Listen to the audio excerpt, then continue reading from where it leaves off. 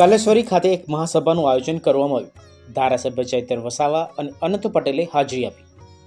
મહીસાગર જિલ્લા કલેક્ટર નેહા કુમારી દ્વારા સરકારી તાલુકા સ્વાગત કાર્યક્રમમાં દલિત યુવાન, દલિત આદિવાસી સમાજ અને વકીલ વિશે ટિપ્પણી કરતા સમાજમાં રોષની લાગણી વ્યાપી છે, જેને લઈને ટિપ્પણીના વિરોધમાં દલિત આદિવાસી સમાજ દ્વારા એક મહાસભાનું આયોજન કરવામાં આવ્યું હતું।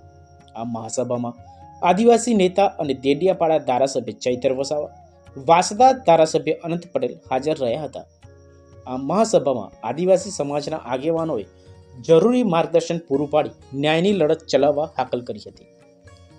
વધુમાં ધારાસભ્ય ચૈતર વસાવાએ જણાવ્યું હતું કે ગુલાબજી સાહેબ, આપનું શું કહેવું છે આ બાબતે?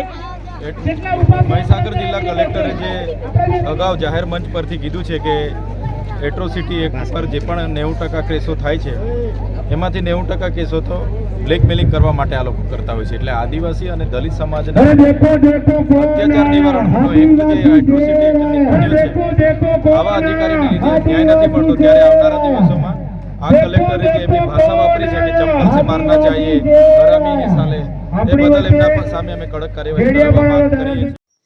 વધુમાં ધારાસભ્ય અનંત પટેલે જણાવ્યું હતું કે મહીસાગરના કલેક્ટરશ્રીએ આદિવાસી સમાજ માટે એટ્રોસિટીની જે ફરિયાદો થાય છે 90% ખોટી છે અને આદિવાસી સમાજના લોકો બ્લેકમેલિંગ કરવા માટે ફરિયાદ કરે છે। એના વિરોધમાં અમે મીડિયાના મિત્રોને મળવા માટે અને કલેક્ટરશ્રીને મળવા માટે આવ્યા હતા અને સાથે સાથે અહીં આપણે જાહેર સભા કરવાની છે। આપણા આદિવાસી સમાજ, દલિત સમાજ પર જે અન્યાય થાય છે એના વિરોધમાં ચેતરભાઈની સાથે સાથે આપણા સ્થાનિક ધારાસભ્ય ગુલાબસિંહભાઈની સાથે તમને બધાને મુલાકાત કરવા માટે આવ્યા છે।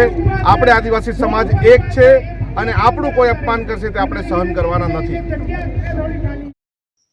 અલ્પેશ ભાટિયા સાથે જોતા રહો સત્ય વિચાર ન્યૂઝ।